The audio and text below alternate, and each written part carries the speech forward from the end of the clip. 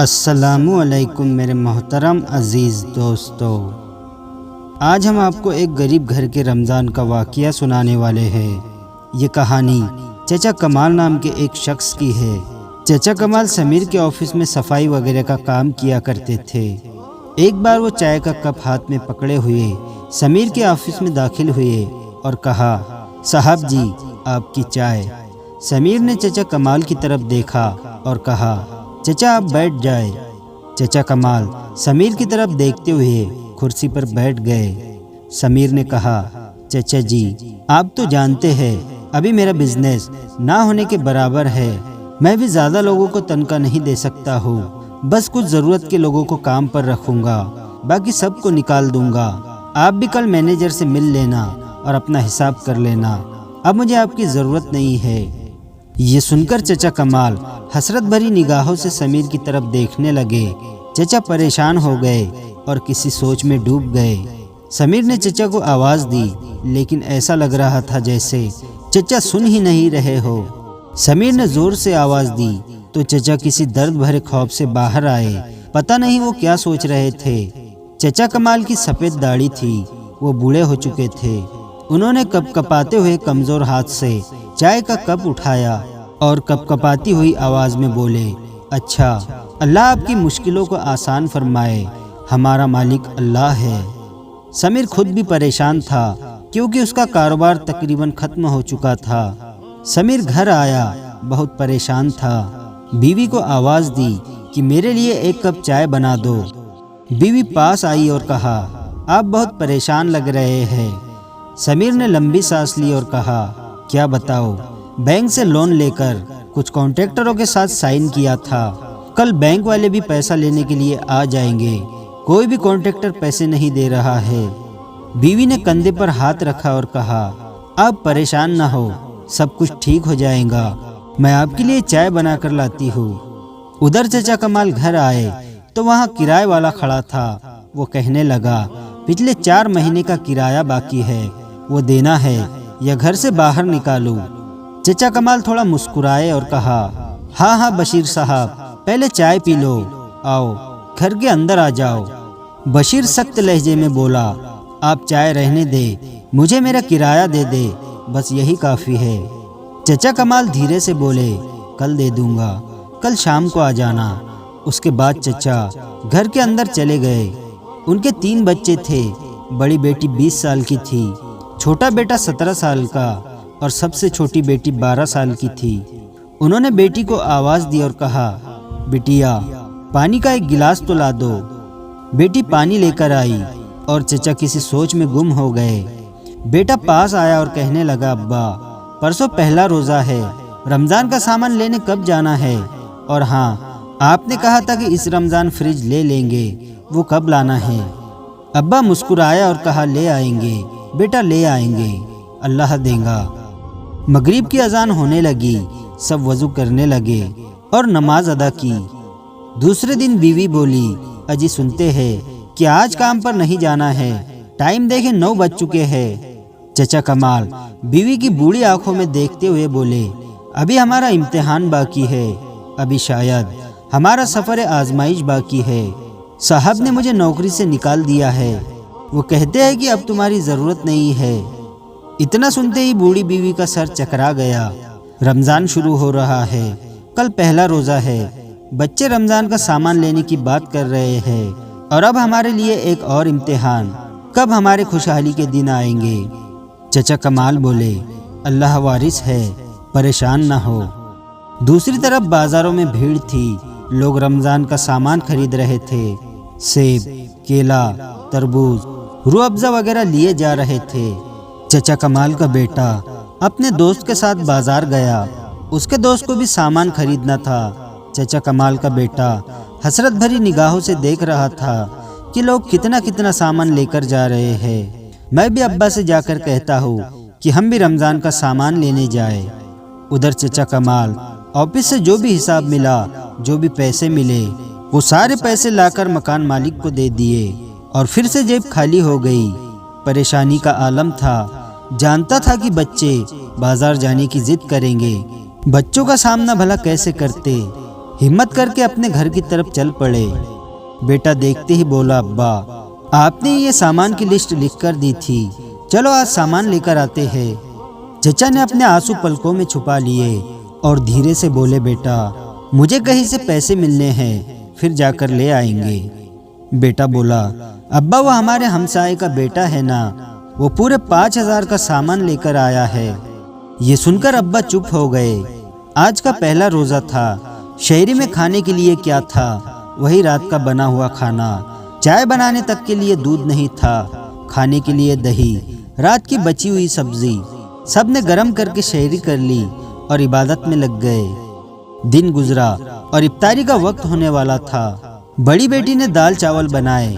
छोटी बहन से बोला, जाओ पड़ोसी के घर से थोड़ा सा बर्फ मांग कर ले आओ। छोटी बेटी ने एक घर का दरवाज़ा खटखटाया।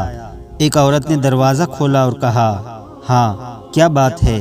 छोटी बेटी ने कहा, आंटी मेरी अम्मी कह रही है थोड़ा सा बर्फ दे दो। ये सुनते ही वो औरत मुंह बनाकर बोली, हर रमज़ान तुम लोग आ जाते हो, हम लोगों ने तुम्हारा कोई ठेका ले रखा है।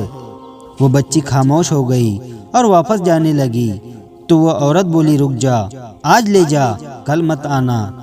वो बच्ची घर आई और अपनी बड़ी बहन को बर्फ दिया और कहा, आंटी ने बहुत बातें की, कल से मैं बर्फ लेने नहीं जाऊंगी। बड़ी बहन बात समझ सकती थी, वो खामोश हो गई। सब इफ्तारी करने के लिए बैठ गए।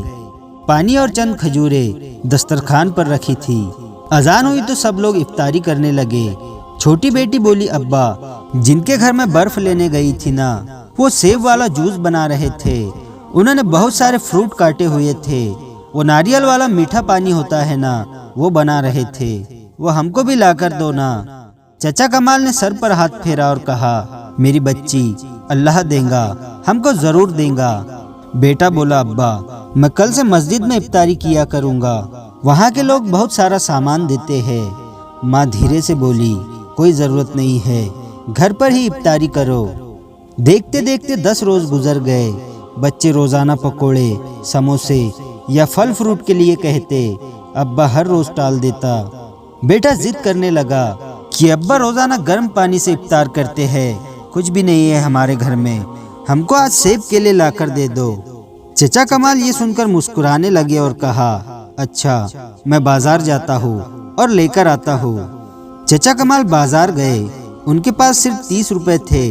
उन्होंने एक फल वाले से पूछा, ये सेब कितना रुपए किलो है?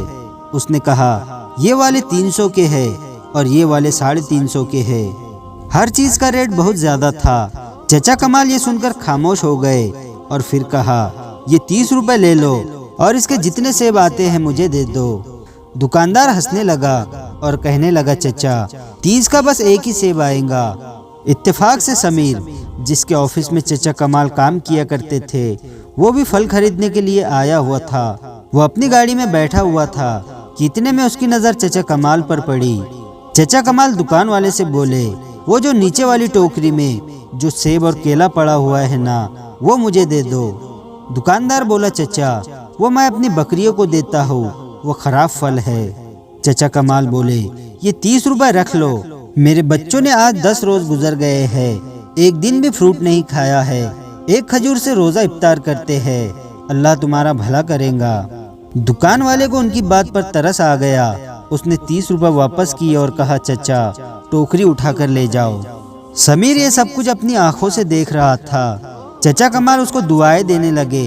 खराब फलों की टोकरी से कुछ सही फल एक थैली में डालने लगे और साथ ही उसे दुआएं भी देते जा रहे थे। ये मंजर देखकर समीर की आंखों में आंसू आ गए। उसे अपने इफ्तारी का दस्तरखान याद आ गया। तरह तरह के फल, पकोड़े, समोसे, बिरयानी, जूस। उसके दिल में कांप सी पैदा हो गई। चचा कमाल पैदल तेज तेज कदमों से चलते जा रहे थे। इफ्तार का वक्त करीब था। समीर भी उनके पीछे गाड़ी लेकर जाने लगा और चचा का घर देख लिया।